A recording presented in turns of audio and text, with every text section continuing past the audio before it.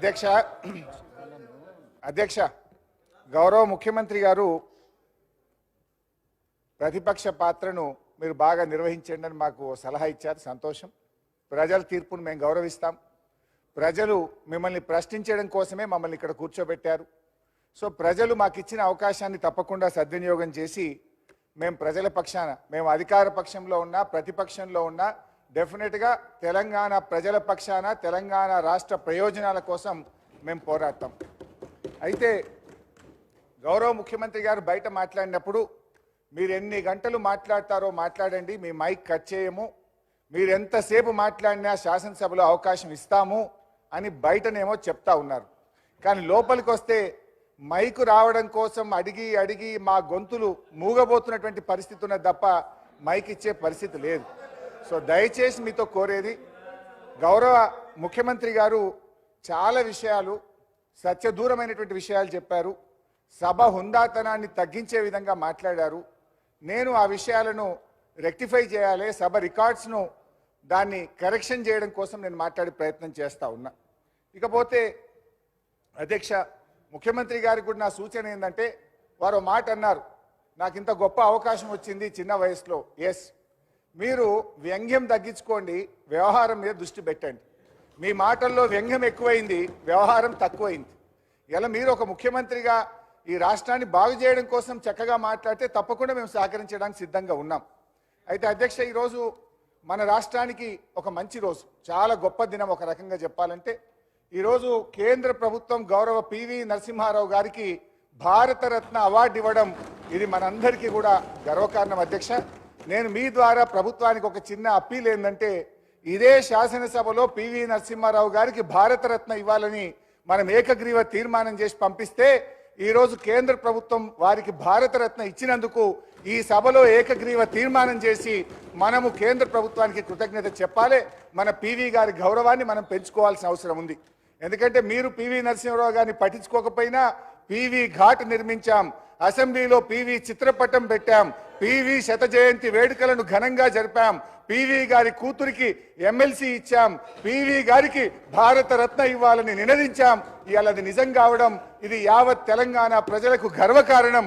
మీరు బేషిజాలకు పోకుండా మీ కాంగ్రెస్ పార్టీ నాయకుడు పివి గారికి భారతరత్న వచ్చింది కనుక ఇవాళ పివి గారిని అభినందిస్తూ కేంద్ర ప్రభుత్వానికి ధన్యవాదాలు తెలియజేస్తూ ఈ సభలో బేషిజాలకు పోకుండా ఏకగ్రీవ తీర్మానం చేయాలని మీ ద్వారా సభానాయకుడిని కోరుతా ఉన్నాను అధ్యక్ష. ఇక రెండో విషయం అధ్యక్ష, గౌరవనీయులు ముఖ్యమంత్రి గారు నన్నెవరన్నా ఎమ్మెల్యేలు గెలవడానికి వస్తే మీ పార్టీ నాయకత్వానికి నమ్మకం లేదు, వాళ్ళతోని మీరు ప్రెస్ మీట్లు పెట్టించారన్నారు. నమ్మకం లేని మా నాయకత్వానికి కాదు అధ్యక్ష, మీ అధిష్టానానికి నమ్మకం లేదు. మీరు ప్రధానమంత్రి గారిని కలవడానికి వెళ్తే మీ వెంట ఉప ముఖ్యమంత్రి గారు పంపించిన చరిత్ర మీ పార్టీది. అదొక్కసారి మీరు గుర్తుపెట్టుకుంటే మంచిది. నమ్మకం లేని మా అధిష్టానానిక మీ అధిష్టానానిక ఇలా రాష్ట్ర ప్రజలందరికీ కూడా తెలుసు. అధ్యక్ష, గౌరవనీయ ముఖ్యమంత్రి గారు ఇవాళ జీతభత్యాల గురించి 1వ తేదీనే జీతభత్యాలు ఇచ్చామని చెప్పారు. ఇది పూర్తిగా సత్యదూరమైనటువంటిది. నిన్న 7వ తారీఖు దాకా కూడా ఉద్యోగస్తులకు జీతాలు పడుతున్నాయి. ఇవాళ ఉదయం నా దగ్గరికి కాంట్రాక్ట్ లెక్చరర్లు వచ్చి, అన్నా 2 నెలలైంది జీతాలు రాలేదు, అసెంబ్లీలో మాట్లాడండి అని ఈరోజు ఉదయం కాంట్రాక్ట్ లెక్చరర్లు నా దగ్గరికి వచ్చారు. ఈ రాష్ట్రంలో 12,660 ఈజీఎస్ ఉద్యోగులకు ఇవాళకి జీతం బల్లే, వేలాది మంది ఐకేపీ ఉద్యోగులకు వివోఏలకు ఇవాళటి వరకు జీతం బల్లే, హాస్పిటళ్లలో అవుట్ సోర్సింగ్ ఉద్యోగులకు 2 నెలలుగా వేతనాలు లేనటువంటి పరిస్థితి, విద్యాశాఖలో సర్వశిక్ష అభియాన్లో ఇప్పటి వరకు ఉద్యోగస్తులకు జీతాలు రాని పరిస్థితి. నేను మిమ్మల్ని విమర్శించడం కోసం చెప్తలేను, 1వ తారీఖు ఇచ్చినమని సత్యదూరమైన విషయం సభలో చెప్పారు. కరెక్షన్ చేసుకోండి. మీరు 1వ తారీఖు ఇవ్వలేదు, 6, 7వ తారీఖు దాకా ఇచ్చారు. ఇంకా రానటువంటి వాళ్ళు కూడా చాలా మంది ఉద్యోగస్తులు ఈ రాష్ట్రంలో ఉన్నారు. వాళ్ళకు వెంటనే జీతాలు ఇవ్వండి అని మీ ద్వారా గౌరవ ముఖ్యమంత్రి గారిని కోరుతా ఉన్నా. అధ్యక్ష, పెన్షన్ల గురించి గౌరవ ముఖ్యమంత్రి గారు మాట్లాడారు. నేను ముఖ్యమంత్రి గారిని నేనేదో సవాళ్ళు విసరడమో ఛాలెంజ్లు చేయడమో చేయగలుగుతా, కానీ మీరు కొత్తగా వచ్చినారు, ఇంకా పూర్తిగా పరిపాలన మీద గ్రిప్ రాలేదు, ఇంకా రావాలి, సమయం పడుతుందని మీకు నేను కరెక్షన్ కోసం చెప్పే ప్రయత్నం చేస్తున్నా. జనవరి నెలలో గౌరవ హరీష్ రావు గారు మీ పేరు తీసుకొని అవే ఏదైతే చెప్తున్నా, మాట్లాడిండో అవే చెప్తున్నా. ఆ నా విషయానికి పేరు రండి. తీసుకొనే చెప్పిండ్రు. మీరు ఆర్థిక మంత్రి అని నా పేరు తీసుకొనే చెప్పింది కనుక చెప్తున్నా. ఎస్, వారు జనవరి నెలలో వృద్ధులకు వితంతువులకు ఆసరా పెన్షన్ ఇవ్వలేదు. ఆ నెల పెన్షన్ వినండి వినండి, జనవరి నెల పెన్షన్ ఫిబ్రవరి 1వ తారీఖు 2వ తారీఖు నుంచి స్టార్ట్ చేసిండ్రు. అది ఫిబ్రవరి పెన్షనా జనవరి పెన్షనా? జనవరి నెల మొత్తములో ఆసరా పెన్షన్ ఈ రాష్ట్ర ప్రజలకు అందలేదు. జనవరి నెలలో ఇవ్వాల్సింది ఫిబ్రవరి 1వ తారీఖు నుంచి స్టార్ట్ అయింది.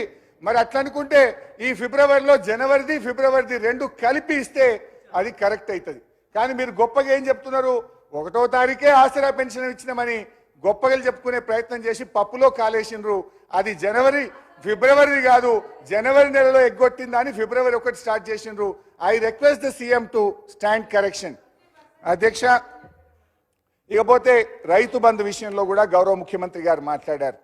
రైతు బంధు విషయంలో వారు కొన్ని సంవత్సరాలది ఉటంకించే ప్రయత్నం చేసినారు. రైతు బంధులో వారు చెప్పిన దాంట్లో కొంతవరకు సత్యం, కొంతనేమో సత్య దూరం. ఏంటి, మేము చిన్న రైతులకు 7,500 కోట్లు రైతు బంధు వేయాల్సి ఉంటే దాదాపు 6,000 కోట్లు మొదటి నెల రోజుల్లోనే ఇచ్చాం. ఏదైనా చివరి 200, 300, 500 కోట్లుంటే ఆలస్యం జరిగి ఉండొచ్చు. కానీ మీ హయాంలో ఇచ్చింది 200, 300 మొదలు ఇవ్వాల్సింది చాలా ఎక్కువ ఉన్నది అనేటువంటి విషయాన్ని మీ ద్వారా గౌరవ ముఖ్యమంత్రి గారి దృష్టికి తెస్తా ఉన్నాం. అధ్యక్ష, మీరు మాట్లాడొద్దంటే కూర్చుంటాం అక్క, మీరు మాట్లాడొద్దంటే కూర్చుంటాం అక్క. అధ్యక్ష, ముఖ్యమంత్రి గారు ప్రతిసారి నా మీద ఓ అగ్గిపెట్ట ముచ్చట తీసుకొస్తారు. ఇది ఉద్యమకారులకు తెలుస్తుంది ఆ ఆవేదన, ఆ తపన, మా తన్లాట ఆ రోజు. ఎందుకంటే మీరేనాడు అమరవీరులకు శ్రద్ధాంజలి ఘటించిన వాళ్ళు కాదు, ఏనాడు అమరవీరుల కుటుంబాలను పరామర్శించిన వాళ్ళు కారు, ఏనాడు పాడెమోసిన వాళ్ళు కారు. ఉద్యమకారుల మీద తుపాకులు పట్టుకొని పోయిన మీకు అమరవీరుల గురించో తెలంగాణ పోరాటం గురించో మీకు తెలుస్తుందని నేను అనుకోను. ఏదేమనంటే అరిగిపోయిన గ్రామ్ఫోన్ రికార్డ్ లాగా ఈ అగ్గిపెట్ట ముచ్చేట మాట్లాడు బంద్ చేయండి. అది మా ఉద్యమ స్ఫూర్తి.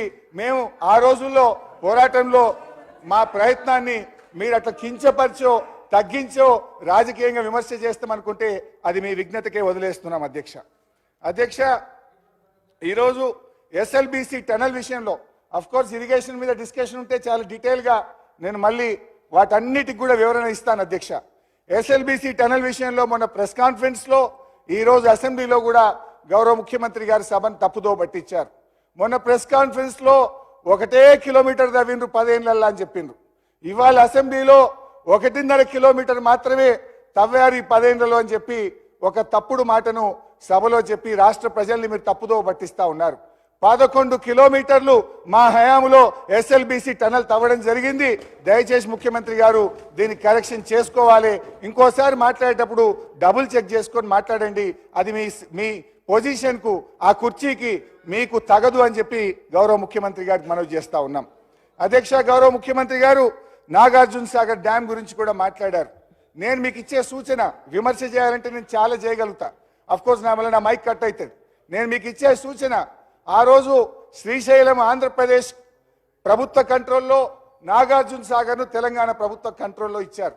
కానీ ఈరోజు ఎన్నికలు జరిగే రోజు, పోలింగ్ రోజు ఆంధ్రప్రదేశ్ దుర్మార్గంగా వచ్చి ఆ రోజు పోలీసులు వచ్చి వాళ్ళు ఆధీనం చేసుకున్నారు. ఎలక్షన్ జరిగేటప్పుడు ఏముంటుంది, మనమందరం ఎలక్షన్ కమిషన్ పరిధిలో ఉంటాం. రాష్ట్ర ముఖ్యమంత్రి ఆపద్ధర్మ ముఖ్యమంత్రిగా ఉంటారు. అయితే నేను మిమ్మల్ని కోరేది ఏంటంటే, ఇవాళటికి 2 నెలలైనా సిఆర్పిఎఫ్ పోలీసుల భద్రతలో ఇలా నాగార్జున సాగర్ ఉన్నది. శ్రీశైలం మాత్రం ఈ రోజు కూడా ఆంధ్రప్రదేశ్ పోలీసుల హయాంలో ఉంది. మీరు వెంటనే నాగార్జున సాగర్ను మన రాష్ట్ర ఆధీనంలోకి తీసుకునే విధంగా మీరు కృషి చేయాలని చెప్పి నేను విజ్ఞప్తి చేస్తా ఉన్నా. ఎందుకంటే శ్రీశైలం ఈరోజు ఏపీ ప్రభుత్వంలో ఉన్నప్పుడు సాగర్ మన చేతుల్లో ఉండాలి. దానికి మీరు రమ్మంటే మీ వెంట అన్ని రకాలుగా రావడానికి, సహకరించడానికి మేము సిద్ధంగా ఉన్నామని మీ ద్వారా ముఖ్యమంత్రి గారికి తెలియజేస్తా ఉన్నాం. అధ్యక్ష, కేఆర్ఎంబి విషయంలో గౌరవ ముఖ్యమంత్రి గారు మళ్ళీ చాలా ఆరోపణలు చేసినారు. నాకు క్లారిఫికేషన్ సమయం లేదు. కానీ ఇవాళ నేను అడిగేది ఒక్కటే, కేఆర్ఎంబిని అప్పచెప్పింది ఎవరు? మీరు కాదా? మినిట్స్ చదివి వినిపించమంటారా? 2 మినిట్లలో మీరు మీ ప్రభుత్వం వచ్చిన తర్వాత 17వ తేదీ 1వ తేదీ 2 మీటింగులు జరిగినాయి. 17వ తేదీ ఢిల్లీలో జరిగిన మీటింగ్లో కేఆర్ఎంబి మీటింగ్లో చాలా స్పష్టంగా మీరు ఒప్పుకొని వచ్చారు. Both the states will hand over 15 prioritized component outlets of Nagarjuna Sagar project and Srisailam project to KRMB within 1 month time period. ఇది ఎందుకు ఒప్పుకొని వచ్చినారు? మరి మేము ఆ రోజు ఒప్పుకోలేదే. ఇది నా కథ కాదు, నేను చెప్తున్నది కాదు. ఇది కేంద్ర ప్రభుత్వం ఇష్యూ చేసినటువంటి మినిట్స్ నెల రోజుల్లోగా అప్పచెప్తామని మీరు చెప్పొచ్చినటువంటిది. రెండవది అధ్యక్ష, మళ్ళీ ఈ విషయం మీద మీరు తెల్లారి పత్రికల్లో వార్తలు వచ్చినాయి. అయ్యో మనకు విద్యుత్ ఎట్లా, మన రాష్ట్రానికి అన్యాయం, జగన్ విజయం సాధించిన పత్రికల్లో వస్తే నేను ఆ రోజు ప్రెస్ కాన్ఫరెన్స్ పెట్టి ఈ ప్రభుత్వాన్ని తట్టి లేపినాం. అయితే లెట్ మీ కంప్లీట్. మొత్తం చెప్పినాక క్లారిఫై చేయమనండి. మొత్తం చెప్పినాక క్లారిఫై చేస్తే ఇంకా వాడికే మంచిగా ఉంటుంది. రెండవది సార్ ఒక్క నిమిషం, నేను విమర్శ చేస్తలేను. ఈ రాష్ట్ర ప్రయోజనాలు మినిస్టర్ గారు క్లారిఫికేషన్ ఇస్తారు.